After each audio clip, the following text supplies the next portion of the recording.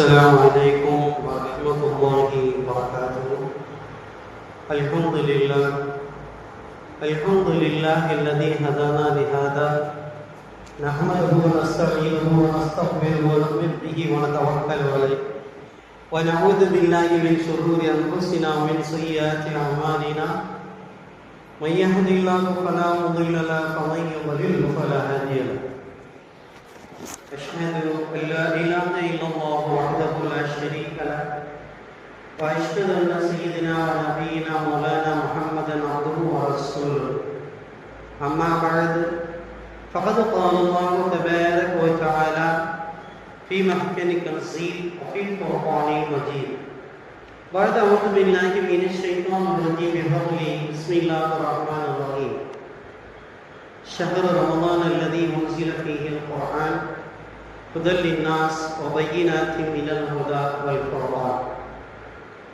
صدق الله العلي العظيم وصدق رسول النبي الكريم ونحن على ذلك من الشاكرين والشاهدين والحمد لله رب العالمين.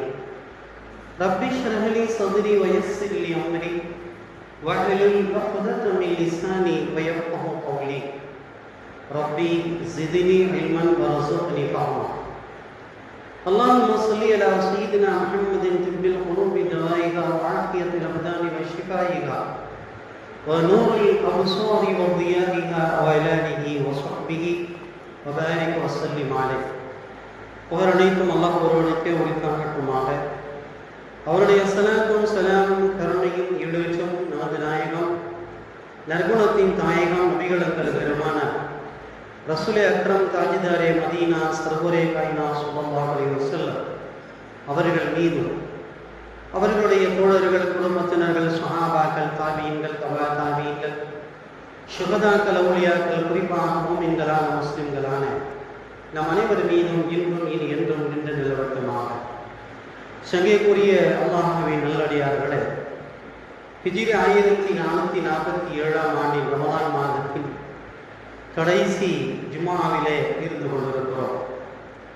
அல்லாஹ்வினுடைய பெரிய அருள் நேற்று மாலை ஷவ்வாலுடைய பிறை பார்க்கப்பட்டிருந்தால் இன்றைக்கு நாம் ரமலானிலே இருந்திருக்க மாட்டோம்.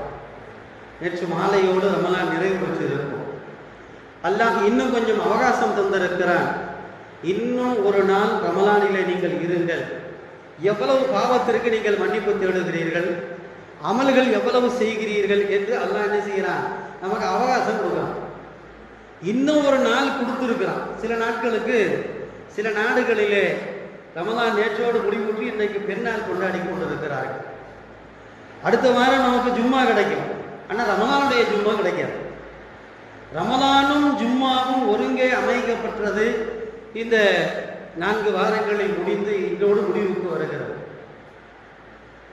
இன்றைக்கும் கூட இந்த ஜுமாவுடைய நாளை பொறுத்த வரைக்கும் ஏழைகளின் ஹஜ் என்றும் ஏழைகளின் ஈத் என்றும் சொல்லப்பட்டிருக்கிற இந்த ஜுமாவுடைய நாளில் ஒரு நேரம் இருக்கிறது. அந்த நேரம் துஆக்கள் ஏற்றுக்கொள்ளப்படும். ரசூலுல்லாஹி ஸல்லல்லாஹு அலைஹி வஸல்லம் அவங்க சொன்னாங்க, வியாழக்கிழமை மகரிபிலிருந்து வெள்ளிக்கிழமை அசர் வரைக்கும் ஒரு நேரம் இருக்கிறது.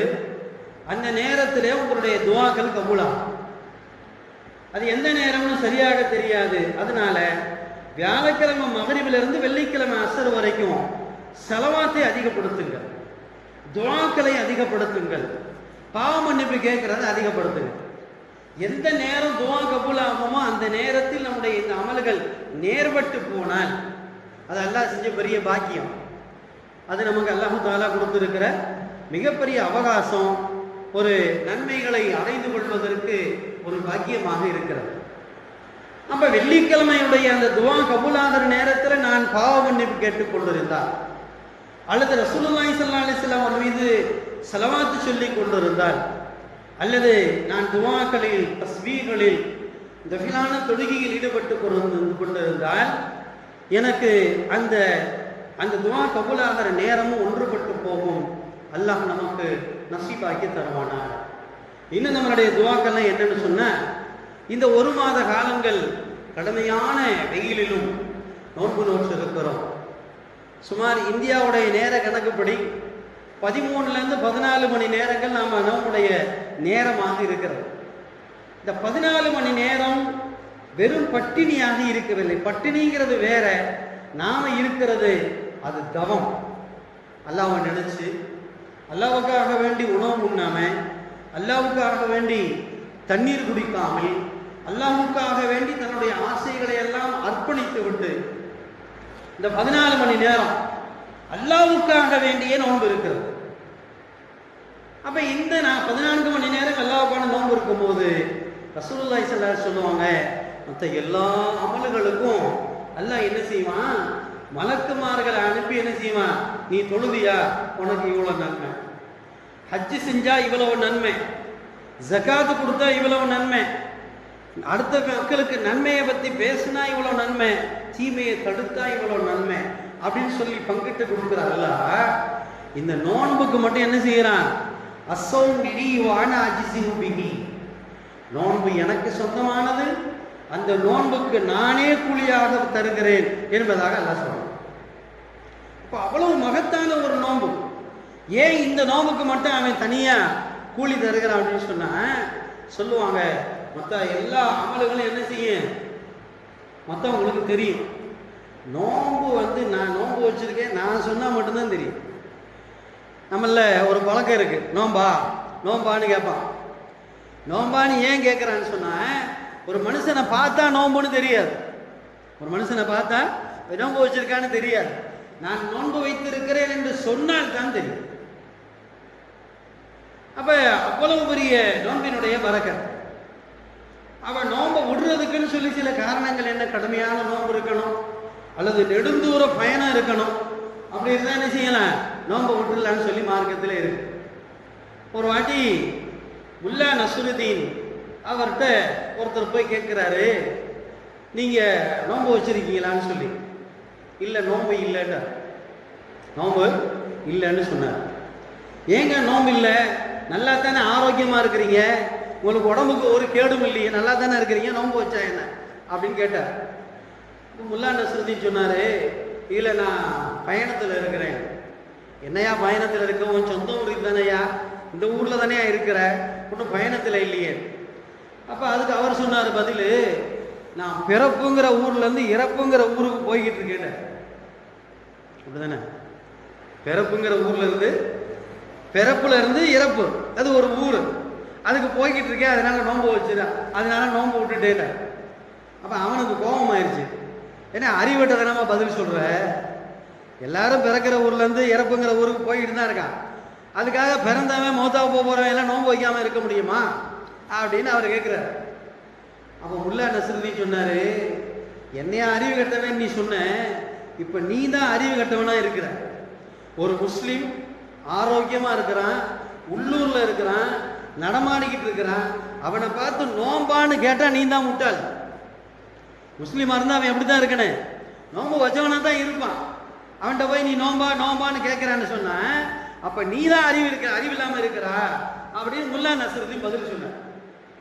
அப்ப இதுல இருந்து என்ன தெரியுது, ஒரு முஸ்லீம் ஆரோக்கியமாக இருக்கிறான், அவன் உள்ளூர்ல இருக்கிறான், நடமாடிக்கிட்டு இருக்கான்னு அவன் நோன்பு தான் வச்சிருக்கணும். நோன்பு விடுறதுக்கு உண்டான எந்த முகாந்தரமும் இல்லை. அப்படிப்பட்ட ஒரு சங்கைக்குரிய குர்ஆன் இறங்கிய மாதம், குர்ஆனோடு தொடர்புல இருக்கிற மாதம். மற்ற மாசத்துல குர்ஆன் ஓதுறதுக்கும் இந்த ரமலான் மாசத்துல குர்ஆன் ஓதுறதுக்கும் நிறைய வித்தியாசம் இருக்கு. நான் அடிக்கடி சொல்லியிருக்கேன், ஒரு நஃபிலுக்கு ஃபர்லுடைய அந்தஸ்து, ஒரு ஃபர்லுக்கு 70 ஃபர்லுகளுடைய அந்தஸ்து. அப்ப அவ்வளவு நன்மைகளை எய்தப்படக்கூடிய இந்த ரமலானுடைய மாசத்துல குர்ஆன் ஓதுனா அதுக்குன்னு என்ன படுது, தனிப்பட்ட நன்மைகள் இருக்கிறது, தனிப்பட்ட நன்மைகள் இருக்கிறது. அப்ப அதனாலதான் சொல்லப்படுகிறது ஷஹ்ரு ரமலான் அல்லதி, இந்த மாசம் எப்படிப்பட்டது, உன்சில ஃபீஹில் குர்ஆன், குர்ஆன் இறக்கப்பட்டிருக்கிற ரமலான் மாதத்தில் நீங்க என்ன செய்யுங்க, குர்ஆனோடு தொடர்புல இருங்க. போய் மக்கால மதீனால எல்லாம் பார்த்தோம்னு சொன்னா சுப்ஹானல்லாஹ், இதுக்கு என்ன விசேஷமா உம்ராக்கு போறாங்க, மக்காலையும் மதீனாலையும் உட்கார்ந்து குர்ஆன் ஓதிக்கிட்டே இருக்கிறாங்க. தொழுகை நேரம் போக, அவர்களுடைய சுய தேவைகளுடைய நேரம் போக, மித்த நேரம் பூரா என்ன செய்யறாங்க, குர்ஆன் ஓதிக்கிட்டே இருக்கிறாங்க. இங்கே கூட நேற்று முந்தா நாள் ஒரு தகவல், கேரள மாநிலத்தில் ஒரு பள்ளிவாசல்ல பிரம்மாண்டமான ஏத்திகாப்புடைய ஏற்பாடுகள் செய்யப்பட்டு ஆயிரக்கணக்கான மனிதர்கள் இங்கே ஏத்திகாப்புல இருக்கிறாங்க. ஏத்திகாப்புனா என்ன? தேவையில்லாத பேச்சுக்கள் பேசாம இருக்கிறது, தேவையான விஷயங்கள் குர்ஆன் ஓதுறது, திக்ர் செய்யறது, அமல் செய்யறது, இது மாதிரியான விஷயங்கள்ல ஈடுபடும். அப்ப அல்லாஹ் தஆலா நமக்கு ரமலானை தந்தா, நோன்பு வச்சோம், தொழுகக்கூடிய அவகாசம் கொடுத்துருந்தா நோன்பு தொழுது இருக்கிறோம், குர்ஆன் ஓதி இருக்கிறோம். இப்ப கடைசி நாள்ல இந்த ஜும்மாவில் கபூலாகக்கூடிய இந்த நாள்ல நாம அல்லாஹ்ட்ட செய்யக்கூடிய துவா இதுதான். யா அல்லாஹ், பல மக்கள் அனைவரும் நோன்பிருக்கிற நோன்புகளை எல்லாம் ஏற்றுக்கொள்வாயாக, அவர்கள் தொழுதிருக்கிற தொழுகைகளை எல்லாம் ஏற்றுக்கொள்வாயாக. இந்த நோன்புலையும் கடுமையான வெயில்ல, கோடை வெப்பத்துல, தாகத்துல உட்கார்ந்து குர்ஆன் ஓதுனாங்க இல்லையா, அவங்களுடைய குர்ஆனுக்கெல்லாம் 1க்கு 100ஆக, 100க்கு 700ஆக, அதுவும் இந்த ரமலானிலே சொல்லப்பட்டது போல 1க்கு 770 மடங்காக ஆக்கி நன்மையை வாரி வழங்குவாயாக என்று நாம் கேட்டுக்கொள்வோம். எல்லாம் வல்ல அல்லாஹ் தஆலா நம்முடைய வாழ்நாளில் இன்னும் நிறைய ரமலானை சந்திப்பதற்கு தௌஃபீக் செய்வானாக. அந்த ரமலானிலே நிறைய நோன்புகள் நோற்பதற்கும் அவருடைய நெருக்கத்தையும் பெருமானார் ஸல்லல்லாஹு அலைஹி வஸல்லம் அவருடைய ஷஃபாஅத்தையும் பெறுவதற்கு அல்லாஹ் நமக்கு தௌஃபீக் செய்வானாக. அஸ்ஸலாமு அலைக்கும் வரஹ்மத்துல்லாஹி வபரகாத்துஹு.